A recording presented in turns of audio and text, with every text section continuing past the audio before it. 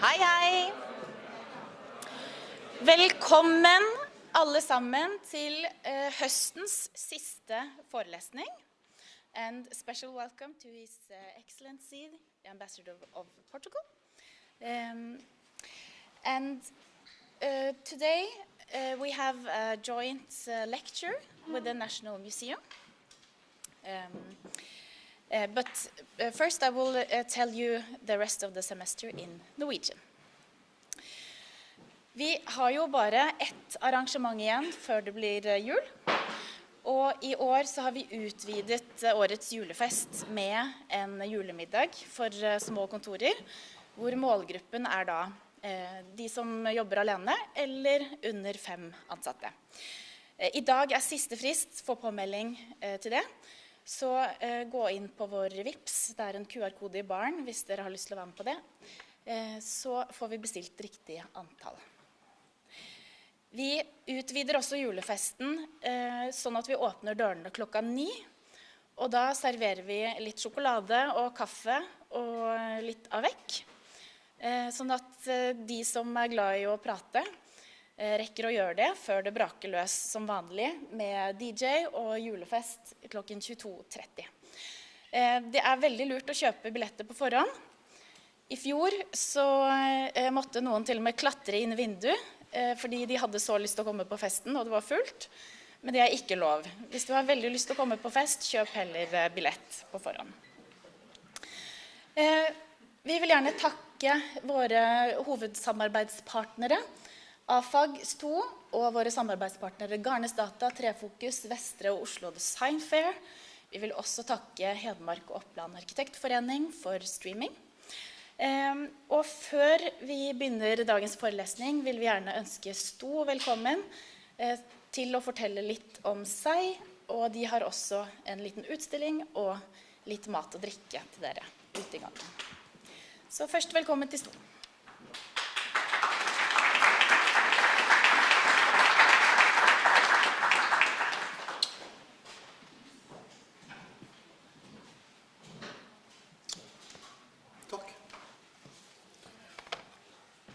Jeg ble så voksne med lesebriller.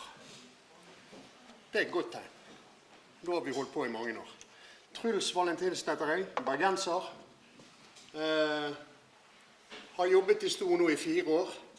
Før det så var jeg 18 år i Saint-Gobain, som verdens største byggevareprodusentselskap. Har laget en presentasjon, skal fortelle litt veldig kort, og vi skal ikke bruke for lang tid på det. Skal vise 2 filmer som jeg tror veldig inspirerende for arkitekter.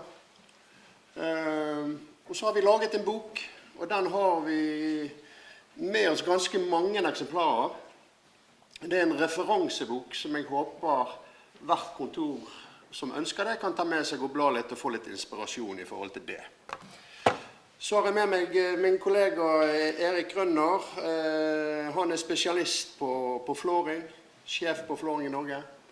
Sånn at vi tar en prat om det etterpå når vi har sjans til det. Vi så heldige å være spesialister på pussfasader. Og en pussfasade behøver ikke alltid være 1,5 mm korning. Det finnes et hav av muligheter, og vi her for å hjelpe arkitektene i Norge for å lage litt tøffe, ålreite pussfasader.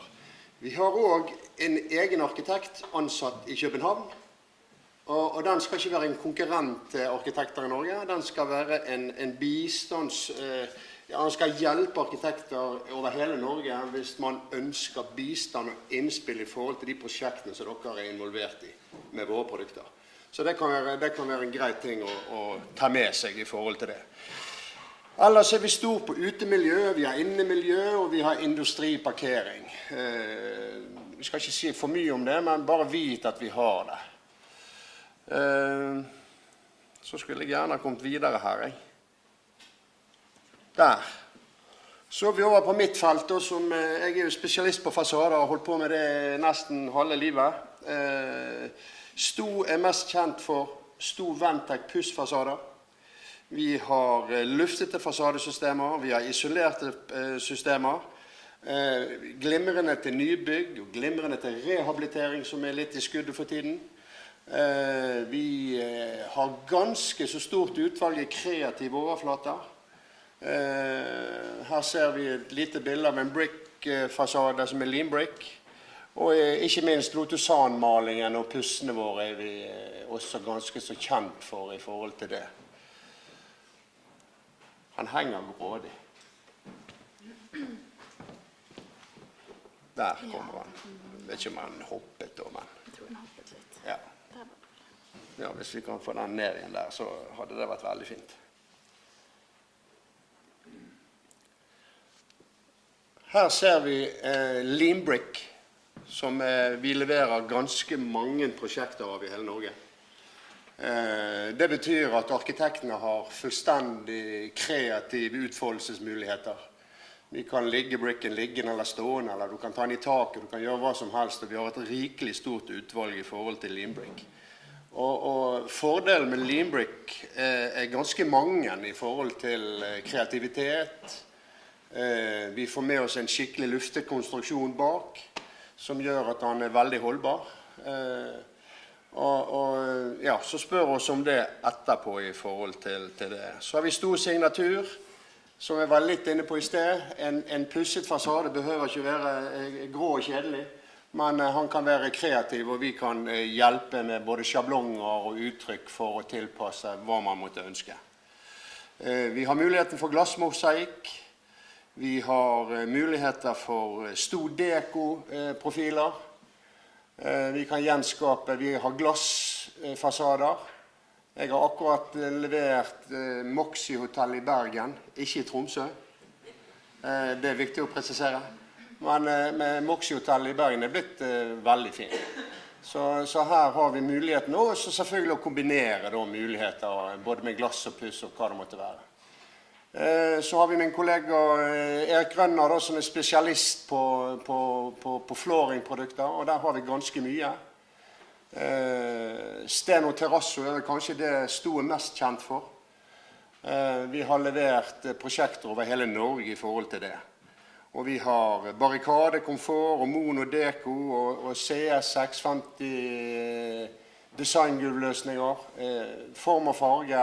Her har vi enorme muligheter i forhold til det. Sten og terrasso har vi levert prosjekter, og vi holder på nesten ukentlig rundt omkring i Norges land med dette. Her vi da på Grand Café i Oslo. Her ser vi litt fra Kongsberg Maritim. Blir utrolig flotte bygg. Hotel Norge, min hjemby. Hotel Norge akkurat rehabilitert. Her har vi både resepsjon og restaurantinngangen, og andre etasje og konferansedel. Alt lagt med stor terrasse. Så her har vi Hoksholm ungdomsskole. Akustikk har vi 4 løsninger på som velkjente, så spør oss om det etterpå. Dekorative og funksjonelle natursteins utebelegg vi ganske så stor på. Steinbelegg og ja, her ser vi litt forskjellige referanser. Så vi har muligheten til å bidra og hjelpe. Også på overflatebeskyttelse og betongrehabiliteringer vi ganske stor. Så så skal jeg vise dagens første film. Mer arkitekter har laget dette flotte prosjektet i Moss. Også nominert til Byggeskikksprisen i Moss. Vi håper jo selvfølgelig at de vinner, men det får jo tiden vise. Så se på denne, se hva vi kan få til. Her viser vi 2 løsninger fra Sto. Luftet kledning, puss på plate.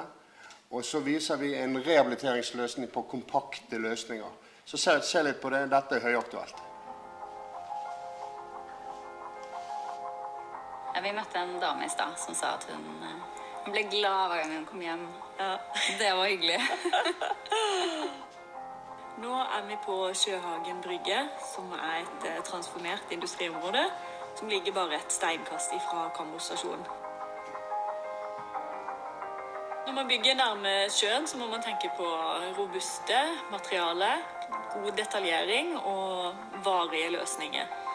Så på leilighetsbygget så det jo puss på plate, lufta pusskledning. Og på rekkehusområdet så det pusset på fasadeelementet, fasadeblokker. Det som fint med gjennomfarget puss framfor en malt flate, at det tåler en liten støyt, og det et varig produkt som krever lite vedlikehold. Og fargesette dette, det var jo en viktig prosess. Så vi startet egentlig med 46 hvite rekkehus som var rammesøkt, og så var det å finne dynamikken, hvor mange farger og et slags underliggende system.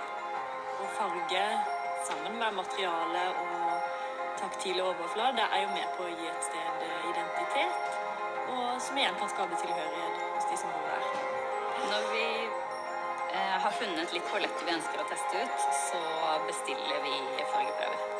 Etter hvert som vi begynner å nærme oss litt hva vi faktisk ser for oss, så tester vi det i store prøver på plassen, for å se hvordan de spiller med lys og materialene som finnes i naturen og området fra før, for de kan oppleves ganske ulikt fra sted til sted. Så det en veldig gøy prosess, det med farger. Det har vært fantastisk å jobbe med Sto, som har levert materialprøve på rekordtid og i enorme mengder. Så det samarbeidet, det har vi satt veldig pris på. Med estetisk bærekraft så mener vi bygg som varige, som harmoniske, som vakre, og som folk blir glad i. For hvis folk blir glad i bygg, så det en stor sjanse for at de kan vare lenge. Og det at et bygg varer lenge, det bærekraftig.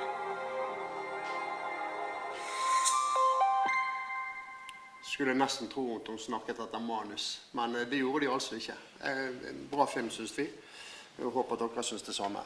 Så skal jeg vise en film til som handler om VMOK og rehabilitering, og se litt på den. Den synes jeg også veldig spennende og viser litt av hva vi kan hjelpe dere med. Tungtvannsaksjonen i 1943.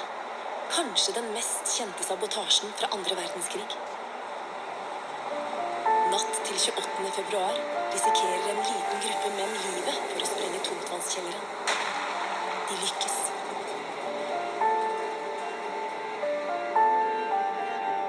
Nå kan du selv gå i heltenes fotspor og oppleve den sterke historien. Et nytt museumsbygg bevarer kjelleren og historien for fremtiden. Fasadesystem fra Sto valgt som overflate, både utvendig og innvendig. Her Sto signaturbord med Stolit Milano benyttet. Varig, bærekraftig og fuktsikker. Det en bevisst tydelighet og kontrast mellom det originale og det nye. Bruken av glass gjør at du kan se helt ned til kjelleren og de gamle togsporene. Mye arbeid ble lagt til å gjenskape betong- og pussoverflatene i det originale bygget. Sto har utrolig mange varianter og muligheter i overflater og overflatebehandlinger, sier arkitekt Bart Burgerhot fra Point. Materialene og kvaliteten gjorde Sto til et helt naturlig valg, fortsetter arkitekten. Sto signatur concrete med Stolit Milano i hovedsak brukt innvendig. Robust, tidløs og bærekraftig. Både landskapet rundt og eksisterende bygninger fredet. Faktisk Rjukan på UNESCOs verdensarvliste. Nå har både historien og et av de viktigste byggene etter andre verdenskrig fått sin fortjente og viktige plass. Vi i Sto stolte av å være en del av historien og Vemork.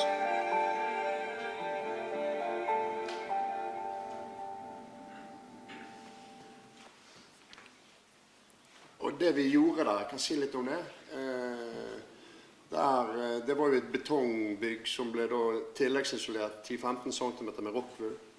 Og så ble det pusset utvendig. Og den strukturen som dere så, arkitekten sin tanke var jo da å få det gamle historiske bygget ganske likt til det nye.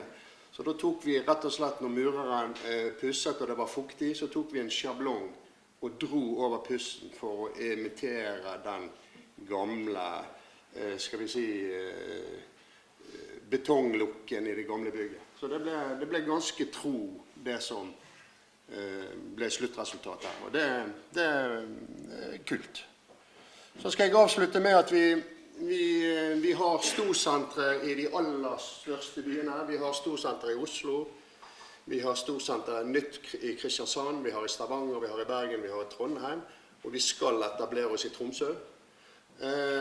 Så for Oslo sin del så skal vi da lage en fagdag hvor vi ønsker å invitere arkitektene på storsenteret og få en liten sånn teknisk gjennomgang og gjerne få prøve litt puss og maling og strukturer og inneprodukter og uteprodukter.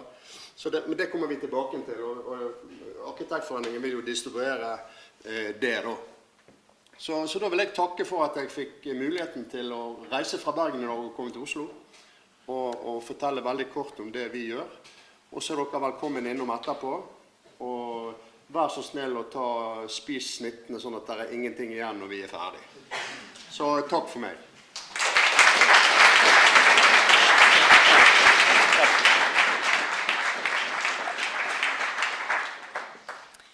Da kan Gjelle Bone fra programkomiteen komme opp og presentere dagens forelesning.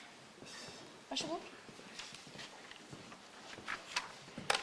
Hei, nå skifter jeg til engelsk, så foreleseren vår i dag også skjønner hva som blir sagt. Okay. Thank you all for being here tonight for the grand finale of this autumn's lecture series.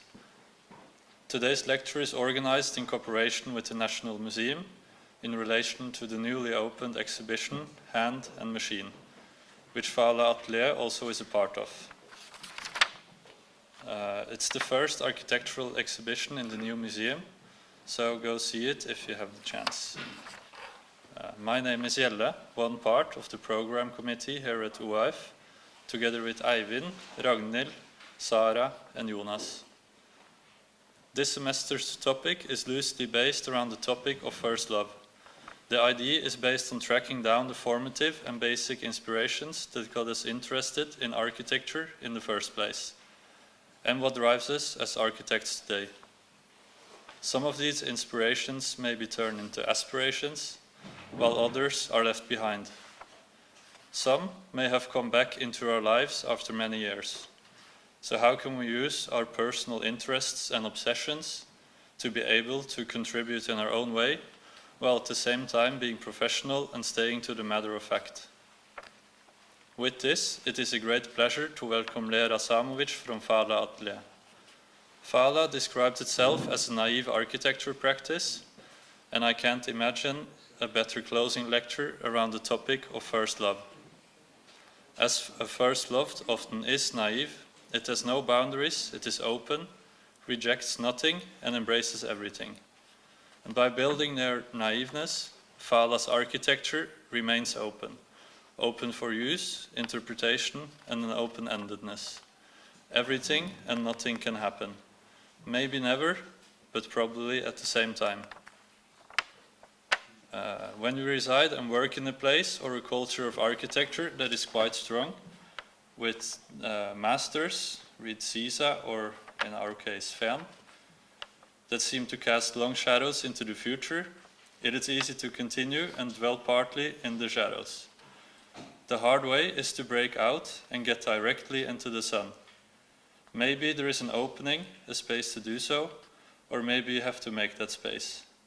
Fala and their idiosyncratic architecture seem to have done so, and wander freely beneath the sun. Fala was founded in 2013 and is based in Porto.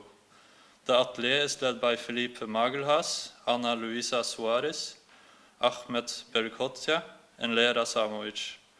They have lectured, taught, and exhibited at different universities and institutions worldwide, such as Japan, Switzerland, Italy, the US, Canada, Germany, England, France, and Portugal. Fala's work has been widely published in digital and printed media such as Domus, Bauwelt, and the Architectural Review, as well as their own monographic issues by 2G and A+U. Lera graduated in architecture at the Moscow Architecture School and collaborated with Bureau Alexander Brodsky ASSE Architects, and nowadays office in Moscow. Lera joined Fala in 2014, becoming a partner in 2021. She currently is a PhD researcher at the Faculty of Architecture in Porto and is regularly invited as a teacher, guest critic, and lecturer in various international schools and institutions. Today, here at OAF. Please welcome Lera.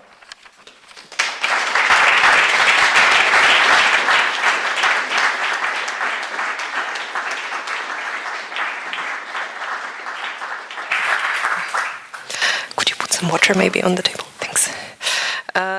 So good evening, everyone, and thank you so much for the warm welcome. Yeah, I'm happy to be a part of the lecture series, and we are also happy to be part of the exhibition, The Hand in the Machine.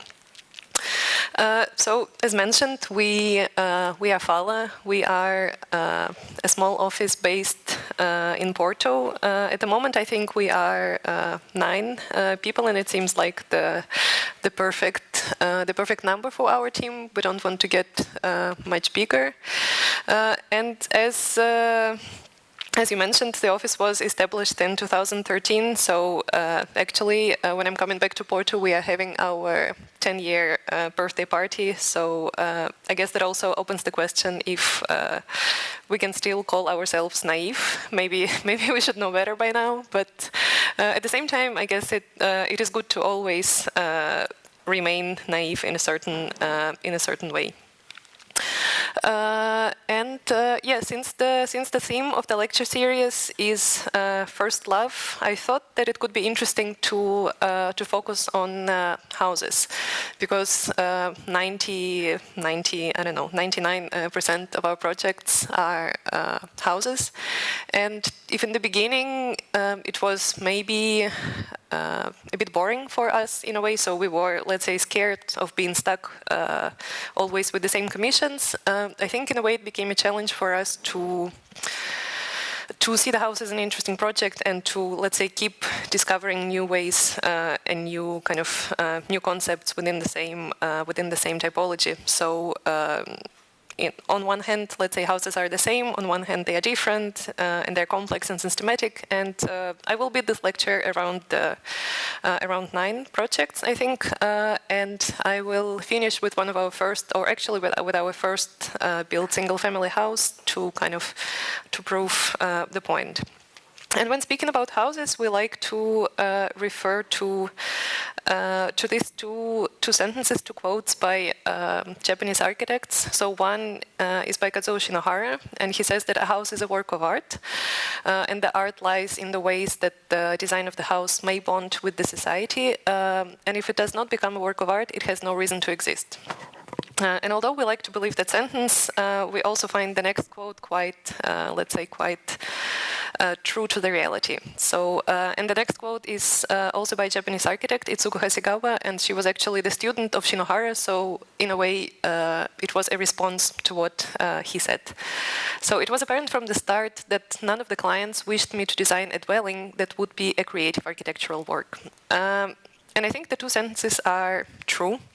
Although we, with every project, we have, let's say, we have a lot of ambition and a lot of kind of aspirations, but I think every project and every house, they become, let's say, a search for a certain balance between our conceptual aspirations and the kind of the pragmatic requirements imposed by the municipality or the client or the program, the budget, and so on.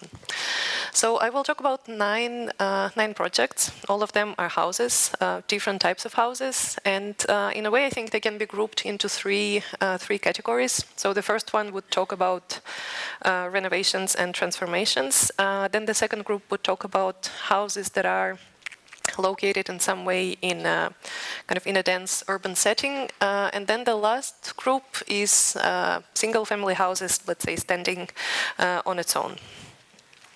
So the first project is a house of many faces, and it starts from a very, let's say, daring thing that our client did. He decided to buy a huge warehouse and to convert it into a house for himself. And the building, so it's this building without the roof.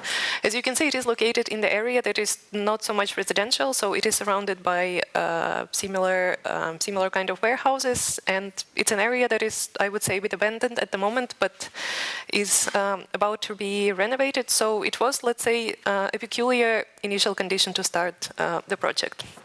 So as you see, the space is rather gigantic, and it's also like this very longitudinal kind of perimeter. And let's say the challenge of the project was conceiving a living space within such an enormous length, and by also, of course, utilizing a lot of elements that were already there.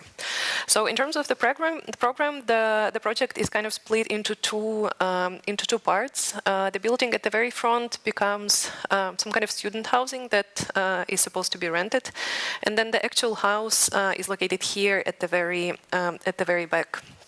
So the idea of that house, I think, was was lying in the attempt to conceive some kind of living space within this archizoom no-stop city-like condition. And the living room actually finds its place underneath the existing sequence of wooden beams that we decided to preserve. And then the tent-like textile ceiling is, let's say, an element that brings a certain domesticity to that space. And then the room is anchored with a couple of objects. One of them is the kitchen, another one is the fireplace or the hearth. So the living room becomes an experiment in that in that vast space. And as I said, it's a lot about utilizing the existing elements and playing with the existing conditions. So let's say the perimeter, the box itself was preserved. We painted the granite walls in white, keeping, let's say, a fragment of the existing cladding as a sort of painting. And then, as you can see, the detail over here, we put a mirror that kind of makes, or that reflects the existing beams and making it infinite. And then let's say the secondary programs, so the bedrooms and the smaller spaces, they're actually located behind a curved wall that is located at the back of the space behind the door that also recalls a project by Shinohara. And at the back of the house where all the bedrooms are, the beams are actually hidden underneath the ceiling. And going back to the title of the project, which is called House of Many Faces, it really has a lot to do with the with the structure of the longitudinal volume, which in a way is cut with a few, let's say, short transversal walls. And those walls, they actually become a series of facades that define the exterior or the outside image of the house. And if you think about it, they are also done with a very simple set of means. So it's a concrete wall that was painted in white, and with a few with a few painted black squares, and simply with two colors of shutters. Let's say we conceived a series of those very very short and small elevations. So the house literally finds itself in between the two walls. Then it has a small courtyard in between the two buildings, so the front one and the back that is actually the house. And let's say the extended space itself is hidden behind this front of the building. And when you look at it a bit from the outside, what we also find, let's say, quite interesting is that one of the not so obvious ways that the building, let's say, claims its presence in the city is the stripy roof, which then can be seen from afar from the bridge when you are driving towards that place. And the building becomes one of the first new actors within the area that is soon to be renovated. So another project is called Oasis under a building. It is also a transformation, and again, it is a transformation of the space that was not meant to be a living space. In that case, it was a former garage or some kind of shop. So it is a space on the ground floor, and these kind of transformations actually happen quite often in our practice, since I think at some point let's say, it started happening in Porto, that people kind of opened the possibility of not only conceiving apartments as spaces for living, but also looking at these not so obvious spaces on the ground floor that are often also abandoned. And although such projects, they pose a bit of difficulty in the sense that usually it's a very long space only with the light at the back and at the front, but at the same time it gives you some kind of access from the street and you have a garden. So for us it is also an interesting, let's say, typology to be working with and to kind of find ways to conceive a living space within space that was not meant for it. So as you see, the original condition already, let's say, poses some limitations. For instance, the row of columns here, very visible structure, and the kind of the cutout in the space that happens where the staircase of the actual building is. So let's say in order to solve those limitations, what happens is that we introduce one curved wall that kind of smooths the cutout of the staircase. The structure in this case is, let's say, celebrated as an element on its own, and then a couple of diagonal walls are introduced in order to separate the bedroom and in order to have some kind of hallway as you enter the house and to kind of to cut out the noise from the street. And although the plan might seem chaotic, it actually has a logic behind it, a logic that is defined by the grid of the pavement that is slightly tilted. And so in a way you could say that the project is conceived really within a few lines. And then it's about the materiality of the project and maybe not so obvious palette that on one hand I think we would like to think of that space and of many of our projects as let's say spaces that are open to interpretation. So although these are houses, we always say that those spaces could also be I don't know, a gallery, an office, or anything, because it doesn't really have any kind of fixed things that would point directly to a house. And so in case of this project, I think the defining element of the space is the ceiling, the stripy blue ceiling that, as my colleague describes it, is the sky, and then the ceiling, as you see, is multiplied kind of by this cornice of mirrors that goes around the space and kind of grabs all the imperfections into one single thing. And then from the outside, I would say the facade of the building is just what it needs to be. So it is one big window that is open to the garden and that has a kind of a black fronton at the top. I think it is also kind of interesting and funny for us to see how the new finds its way next to the old wall of the neighboring house. And in this case, it is just cladded in those kind of silvery sheets. And then the garden basically remains as it is. The two interventions that are happening is the kind of the same cornice that is extending from the interior space itself, and the two mirrors that become, let's say, eyes that are looking back at the project. So another house, another condition that I just described, so a former shop on the ground floor. In this case, it is a space with 2 levels. And this project, I think, is quite important for us because it was done at the time when we were experimenting with what we call now wireframe drawings. And when speaking about these drawings, it is important to refer a generation or a couple of Japanese architects that were doing same kind of experiments. One of them is Itsuku Hasegawa, as I mentioned before, and one of them is Shinohara. And this kind of drawing was specifically, let's say, fitting for that project because the way the interior space is organized is actually done with two curved walls, and the 2 walls are actually done out of glass brick. And it was done precisely because let's say, as I described in the beginning, the only light you can get into that space is from the front and from the back, so there is no light in the middle. And let's say, in order to solve the light and programmatic issues, we decided to go for some kind of translucent, transparent material in order to make the entire space more livable. So this is the plan of the existing condition, and as you see, the 2 walls are introduced on both levels. They are kind of anchored by the 2 columns. And then let's say the curve becomes the dividing element that separates the public from the private. So the living space is on the empty side of the curve, and then all the bedrooms and bathrooms, they are behind this wall. And as you can see, the entire space is quite fluid. It has a lot of reflections, and again, it introduces to us a kind of a different and a challenging kind of domesticity. And this project was also, I think, interesting because it had a lot of, again, a lot of imperfections and mistakes on site. They're actually coming from what was already there. So in that case, it was the staircase that was going up into the apartments on top. And we decided, instead of hiding that moment, we decided to actually celebrate it and paint it into red. Then a few columns were actually clad in mirrors, so in a way pretending that they are not there. And yeah, the space above it and at the bottom, they although the same, but they also become different because it is a different profile of the actual wall and different relationship, kind of to the rest of the project.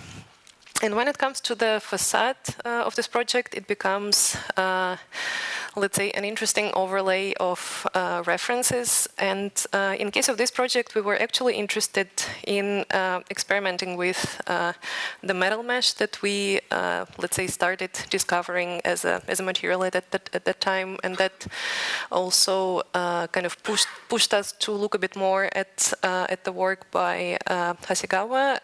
And then it brings a painting by Kelly and a drawing by Peter Markley.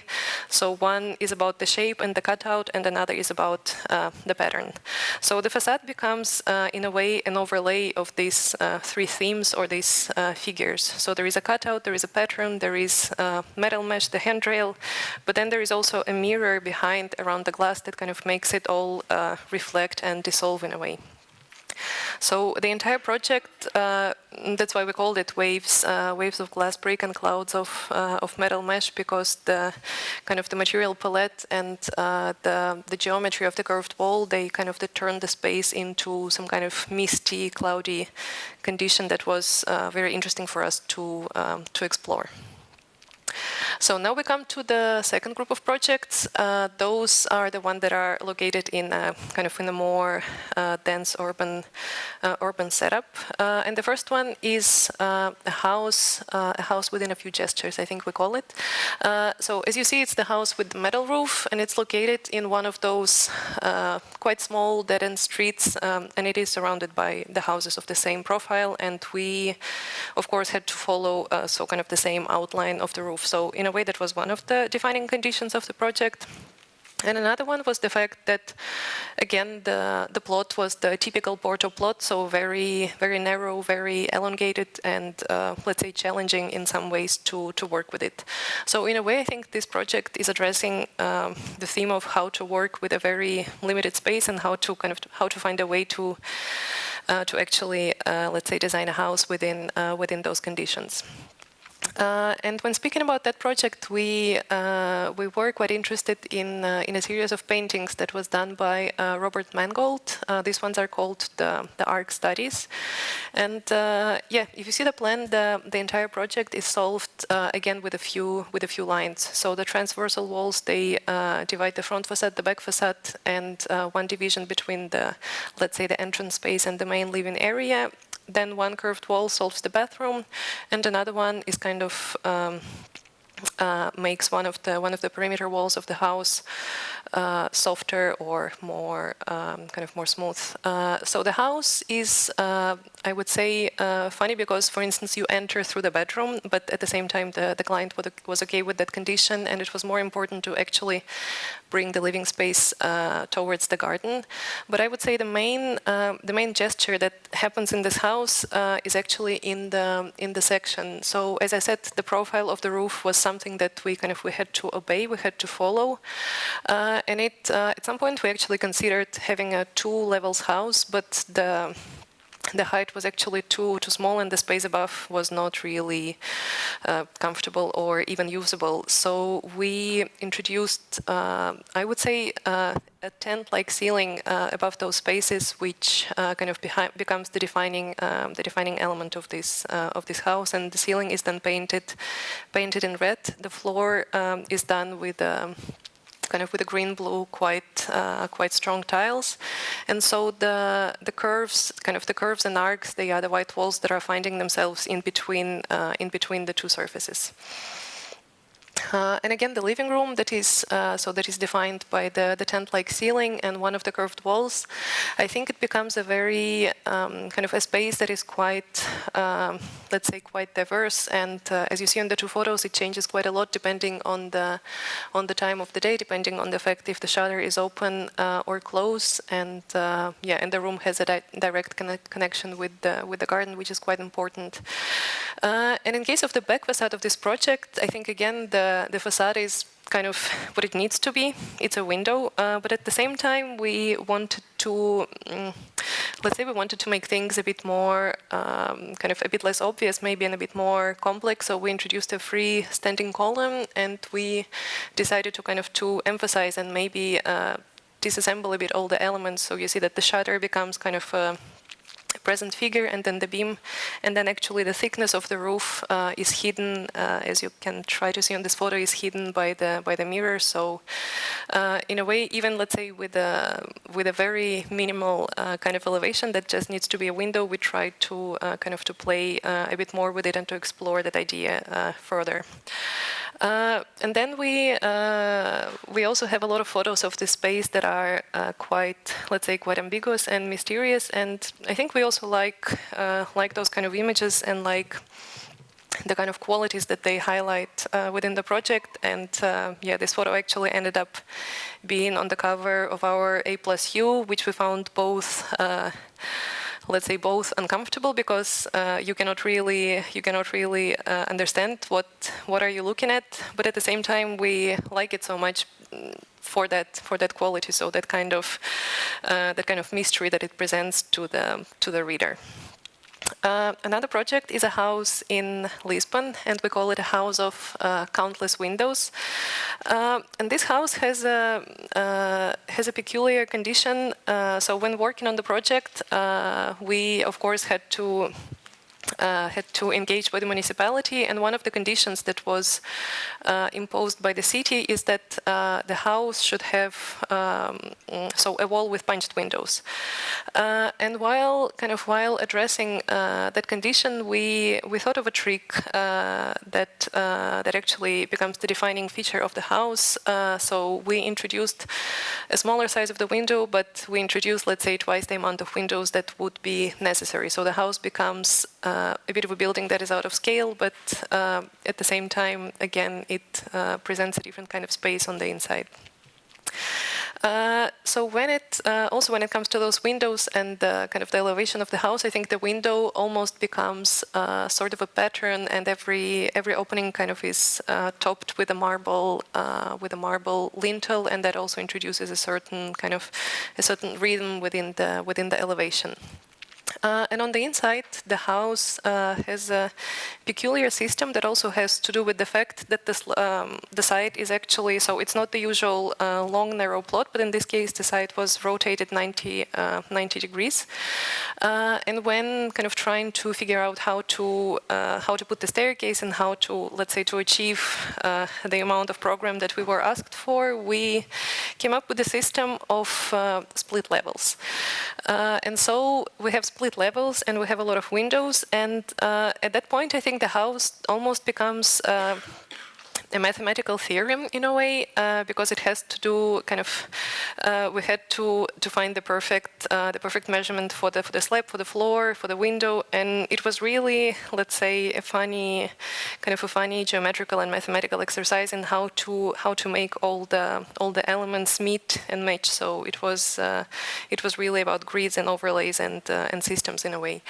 And so when it comes to the plan of the house, the staircase is in the very middle, and one could even say that the house is basically one room that is repeated many times because every room is the same room because of exactly of that kind of mathematical precision.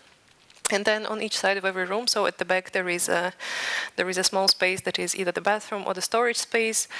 And so as you see, it's a lot about those grids and alignments and so on. But then it's also about this series of transversal walls that are actually made of glass bricks. So again, in that project, we are kind of continuing this research of transparency and how such kind of material can be utilized in a house. And I think I could also say that it's just that we discovered glass brick, I don't know, a year or two ago, and we are kind of still excited with the qualities that it can introduce into the space. So I would expect that still quite a few of our projects in the future would be working around that theme.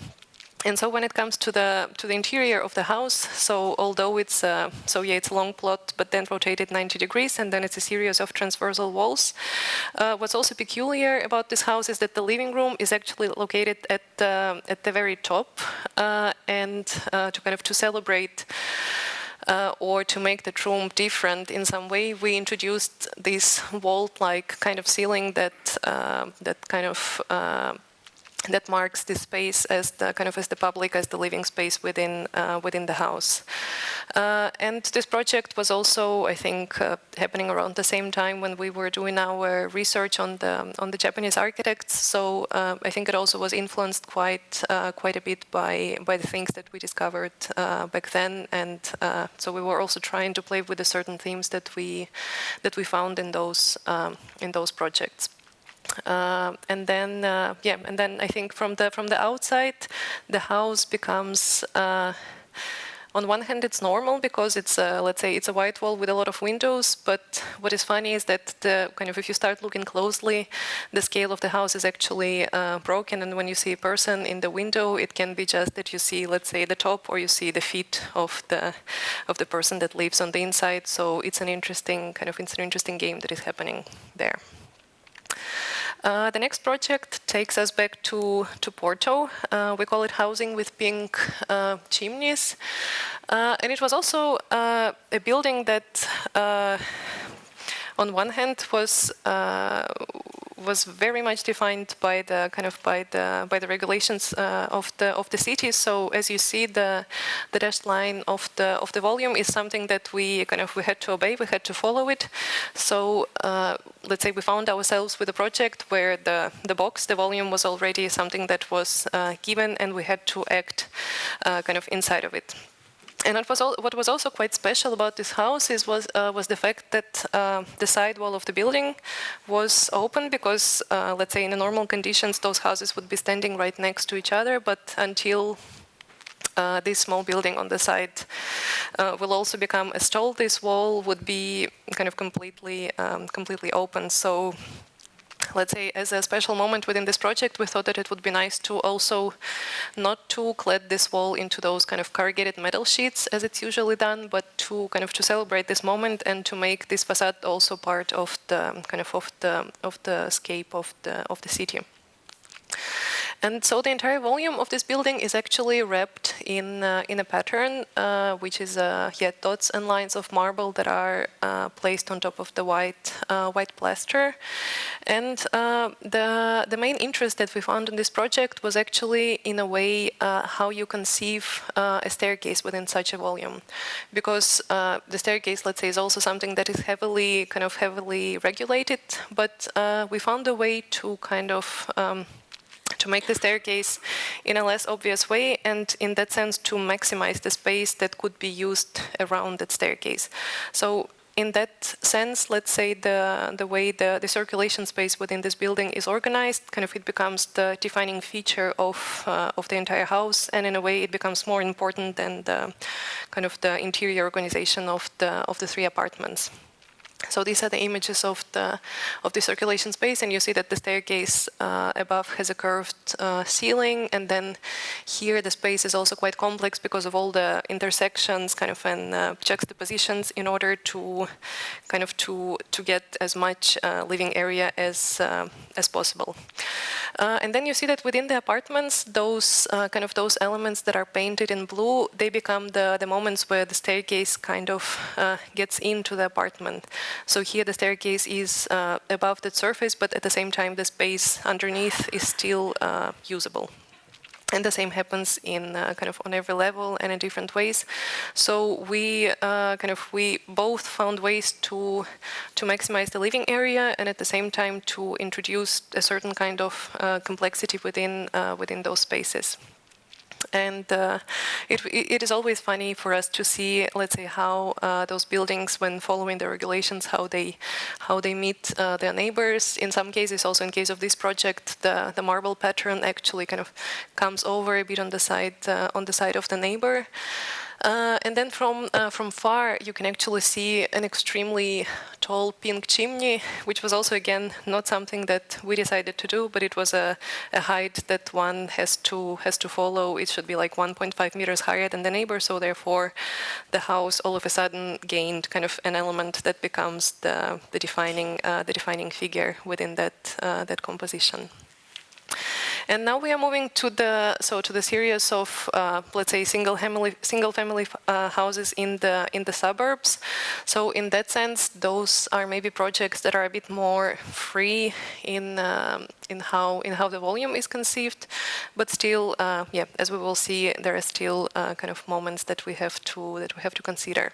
So the first one is a house within three gestures. It's a house in the suburbs of Porto. And this was the corner plot, as you see on the site plan, but the shape, the outline of the plot was already quite bizarre. And then, if you take the offset of that plot, it actually leaves you with with an outline for the project that is quite defined before you go there. And since it's a house, and I think that's a given for every house, there is always a certain grid or a certain sequence of smaller programs, so bedrooms, kitchens, bathrooms, garages, and so on. And so this was the logic that we introduced for the secondary spaces of the house. And then because of the outline of the plot, we found a way to introduce a curved wall that would actually, let's say, becomes an element again that finds a smooth line within the irregular outline of the plot. And so in a way, the main living space of the house is defined by three surfaces. One of them is the curved wall. One of them is the stepped sequence of walls that separates the secondary spaces. And then the third line actually comes from the section, and it's the sloped ceiling that covers the house and becomes higher towards the living area. So the photos of the living room, I think the space is still quite simple, but because of the outline of its elements, it still becomes a peculiar spatial condition for the living room. And in that project, it was also quite interesting to work with the clients, because they paid a lot of attention to the bathroom tiles and the kitchen without really understanding what's happening in the living room. But they certainly were kind of pleasantly surprised when they saw the final outcome, and they finally understood what they were looking at. And when it comes to the outside volume of the house, a few funny things happen here. We introduce a tower actually above the program that is the most, let's say, the not so special one. The tower happens above the laundry, but at the same time, the space, the vertical space, is used to place all kinds of machines and heat pumps and so on. And another element that is important in that elevation is the pink triangle, which is the chimney. And I think we also, after talking to a couple of neighbors, we discovered that the house does not really look like a house to the people that live nearby, and they call it a church, a gallery, or something else, but not a house itself. And moving to the next house, this one is the house with an inverted roof. It is also in the suburbia of Porto, and when speaking about that project, we like to go back to that image, which is a drawing done by Kazushi Nohara for his house in Uehara. And as you see, let's say the house doesn't really fit, let's say, into the, well, Japanese suburbia in that case, and it looks extremely different from its neighbors. So the house that we did basically takes one gesture, which is the inverted roof, which changes the image of the project. In that case, I think this project is a lot about the outside volume, and I would say that the previous project and that one, I think they also became important projects for us, because we quite often, as you've seen in the lecture, find ourselves in the condition where the volume is already defined. But with those projects, we actually started to experimenting with the exterior and to assemble those kind of volumes ourselves, which was also quite a challenge.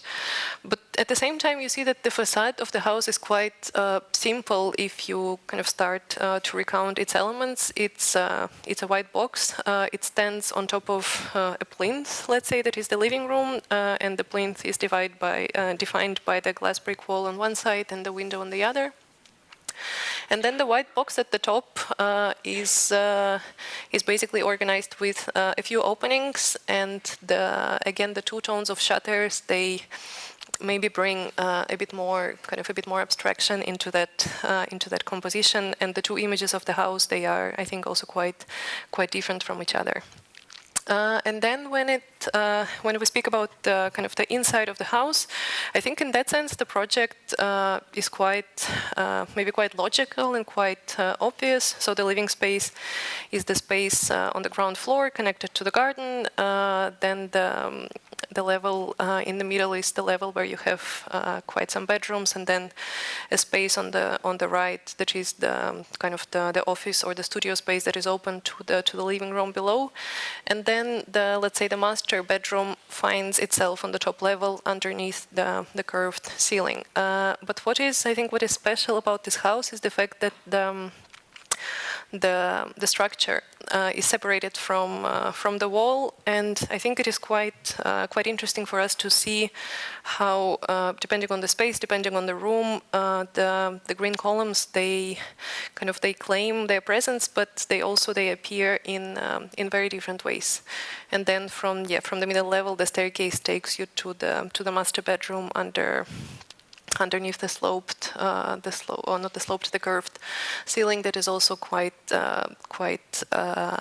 interesting for us, that space.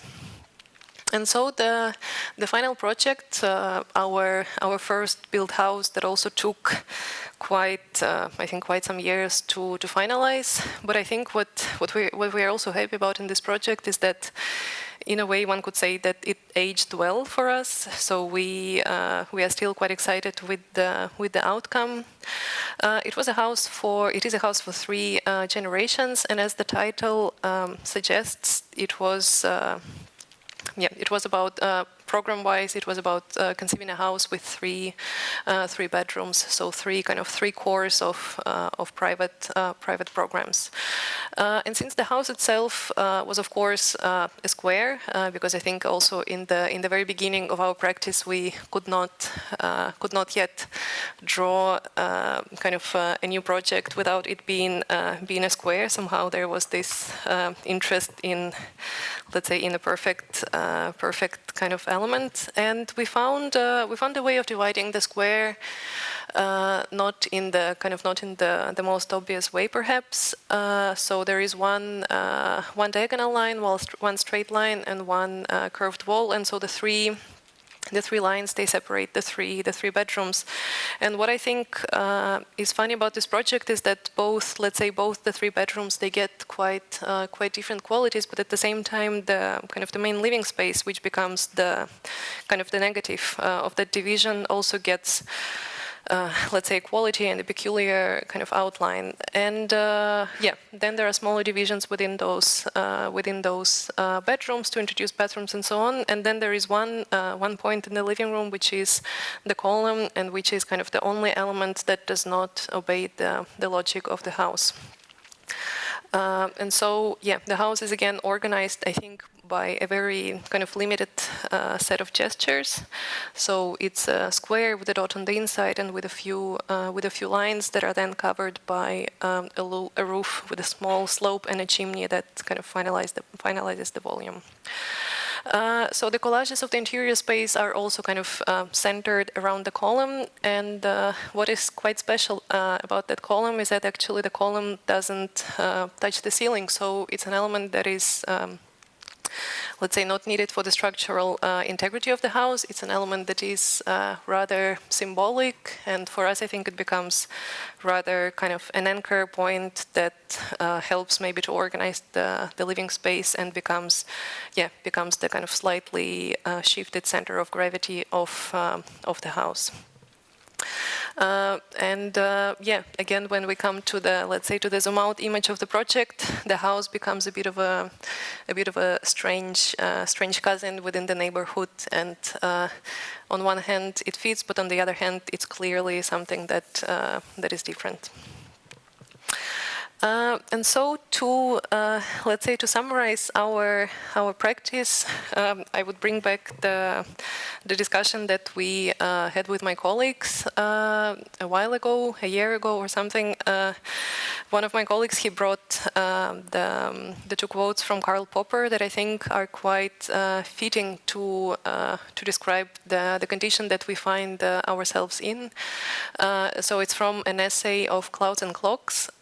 So one of them is, clocks are intended to represent physical systems which are regular, orderly, and highly predictable in their behavior. And another one is about clouds that are intended to represent physical systems which, like gases, are highly irregular, disorderly, and more or less unpredictable. So I think what this means to us is that within every project there is, there is a layer, there is always a layer that is in some way rational and understandable, and it has to do with structures, square meters, programs, and so on.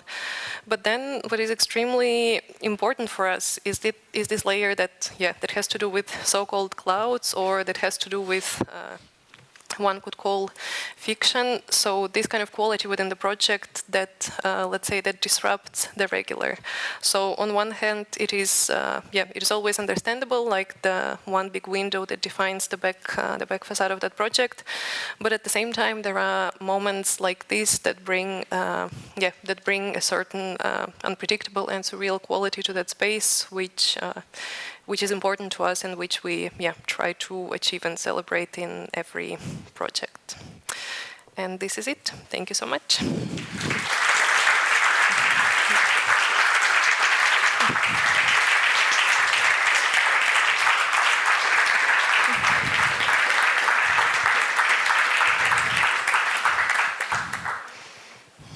Thank you so much, Sarah, for a very, very nice lecture. Are there any questions?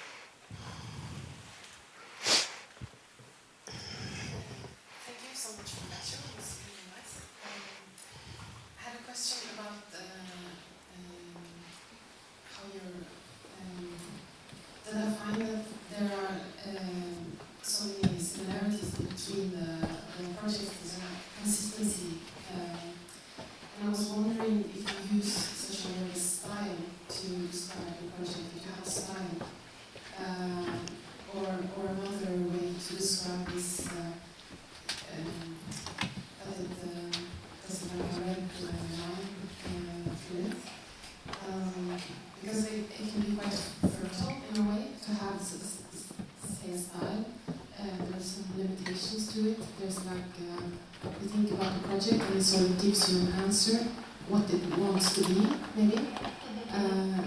And then you are 9 people, you say, and if you have like this style, how do you kind of find it together? Yeah, I mean, I think you can use different words to describe it. It can be a style, a language. What we also say in the office quite often is that that for us, it's, I mean, of course, projects themselves on their own, they are important, but I think what is also interesting for us is to look at this kind of as a family of projects or as an archipelago even. And there are certain, I would say, themes and especially elements and materials, as you saw, that are repeated from project to project.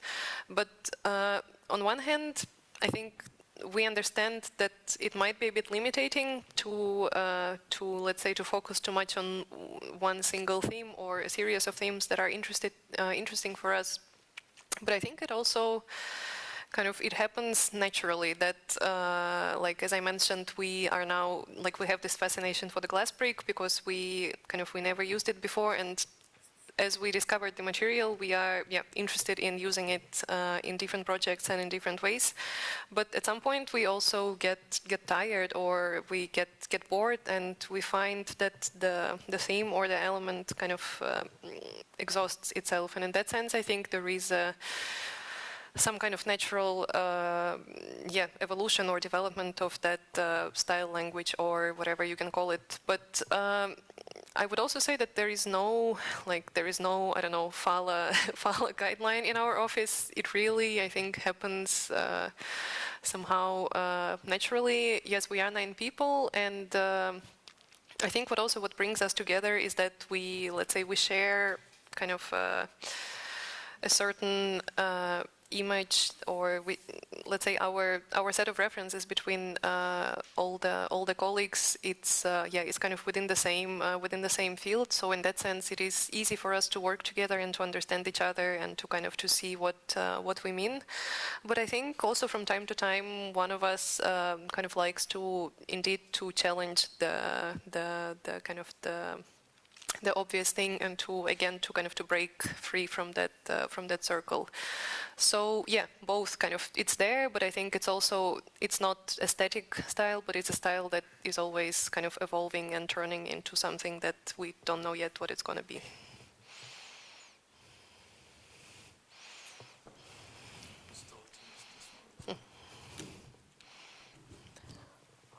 Thank you. Are there any more questions?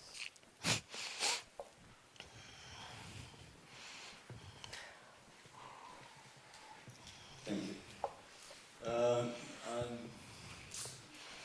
Maybe a little bit strange, but I would like to start by saying that Fala's architecture was for me always a little bit mysterious. And I like it, I mean, this is okay.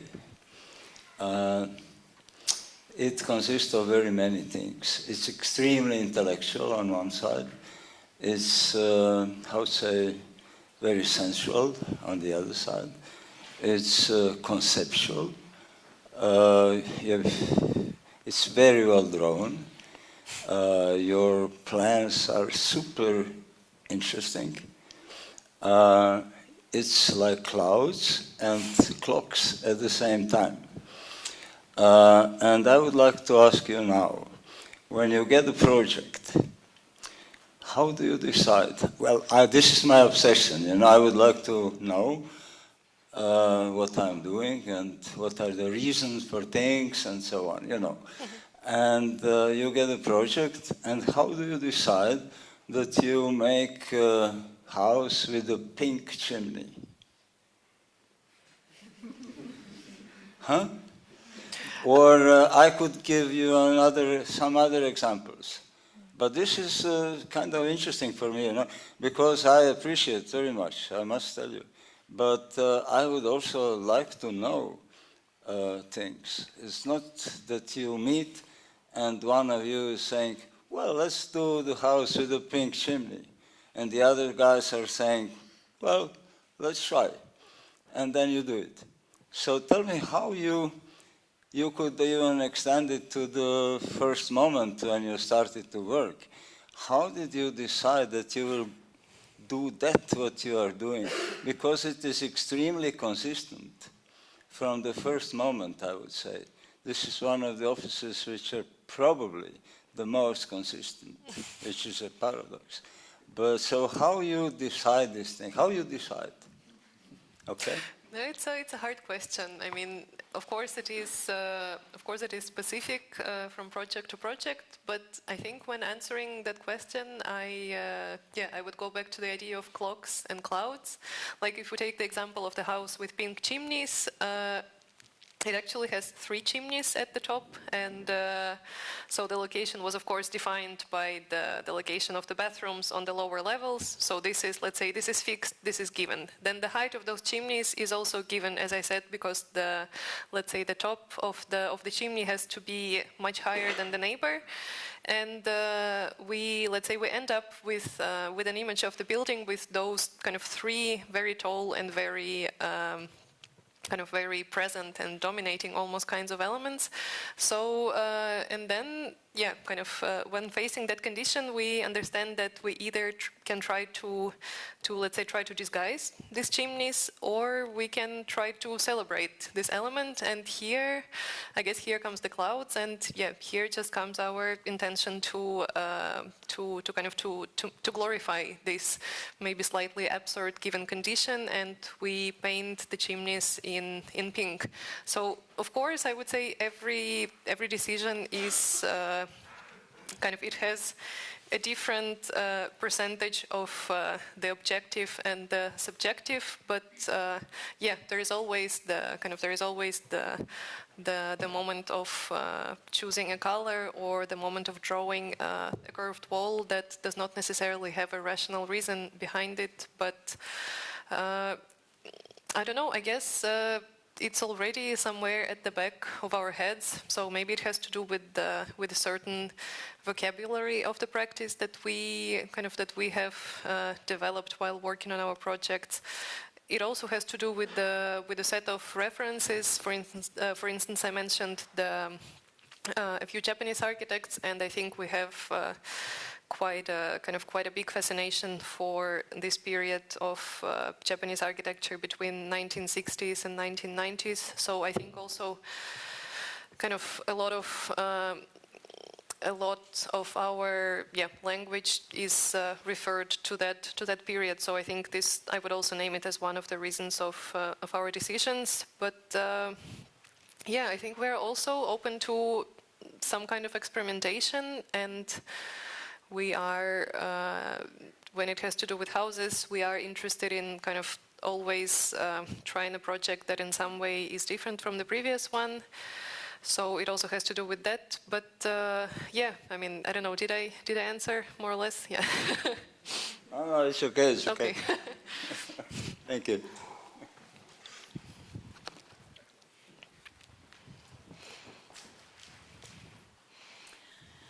I am really curious to hear how you work with your clients, because a lot of them are like single-family homes, and you have a lot of creativity and ideas. And how are the clients' wishes implemented, and do they take a part of the creative process, or are they kind of trusting you to do what you do?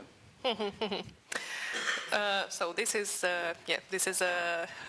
let's say a question with many layers. But yeah, so our clients, they are absolutely normal middle class Portuguese families. They are not architects. They are not really interested in architecture, and they come to us not because we are fala, not because they have seen our website or a magazine with us, but just because a friend of a friend of a friend said there is an architect, you can call them. And they actually need us not because they not because they are interested in the process of designing a house together, but because like they need someone to submit the project to the municipality, and they, I think, don't expect much from us in terms of in terms of kind of any kind of ideas. But that's where, let's say, that's where we seize the opportunity, and we kind of slowly start to engage and to design the project with them, to work, and kind of it's a step-by-step process. And I would say that it also depends quite a lot on the client. In some cases, I think many clients, they, like I mentioned in one of the houses, they are really interested in specific moments, like kitchens are the absolute favorite, I would say. It's always a big discussion, or the bathroom. So they are rather interested in this kind of very practical day-to-day moments within the house, and while working on that, we are also trying to let's say steer their attention into the other parts of the project. And it's I would say it's a challenge. With some clients, it's a struggle. Some clients don't really understand the project until it starts to be built. We had also a couple of clients that came to us because we are fala, and that was also an extremely exciting process of working with them. And I think they even they knew what to expect from us, and maybe when we gave them the expected, they say, okay, no, now we want something completely different. And I think that was also a nice way to push us forward. But so let's say the part of communicating with most of our clients is completely unromantic, and it definitely lies within the rational sides. And the most defining arguments in those conversations are about prices per square meter and so on and so forth. So as I was already saying today in a different talk, that there is the reality that has to do with the rational, with the clients, with the Excel files and let's say execution drawings. And then there is so this is actually the clocks maybe, and this is the clouds. So the reality that has to do with our ambition and drawing, and our kind of certain fascinations within projects. And those realities, maybe they overlap just a little bit, but nevertheless the projects happen, and they through our persistence they find a way. And we often say, I think, in other lectures and in some texts, that we are doing architecture that was not asked for. So we are trying to sneak the project into the conversation, and then eventually it happens.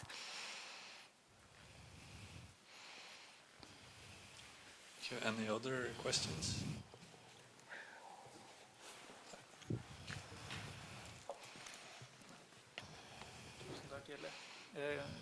Thank you for a very interesting lecture with very engaging illustrations. I just have a question about process, I suppose. These very beautiful drawings you showed, where you reduce the plans or the sections to just a few lines and curves. I was very curious about those drawings. Do you make them at the end of the process to present the final product, or are they present through the process from the start? And if so, it would be very interesting to see some sketches and versions that you did not end up using. And are those lines and curves, are they made with pen and paper or CAD software? How do you do it? Thank you. No, actually, when we the first time we tried this kind of single line drawing was, I think, for some kind of publication, when we decided to, instead of publishing the proper plan of the house, we wanted to make it more on the diagrammatic side. Then we started experimenting more with this kind of drawing. We decided to redraw a few projects in that sense, and we actually realized that it's quite a helpful working tool. And I think for a long time now we are actually using those single line drawings from the very beginning of the project, because, let's say, it gives you exactly what you need. In our case, so you have the perimeter of your project, or whatever given condition, and then at the very beginning, you don't really need to to think if the wall is going to be 15 centimeters or 20 or so on. And in that case, I think just one single line becomes everything that you need to to understand what kind of spatial division you are trying to do there. And I think it also actually relates quite directly to the way that most of us sketch on paper, like when we have a conversation and when we try to scribble a plan.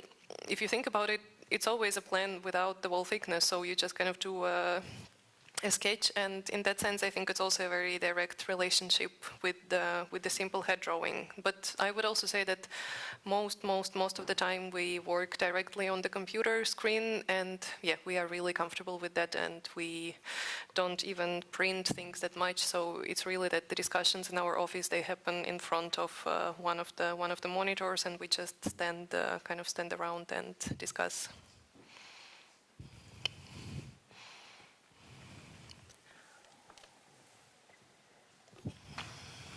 Okay, thank you very much, Lara, for a very nice lecture. Thank you.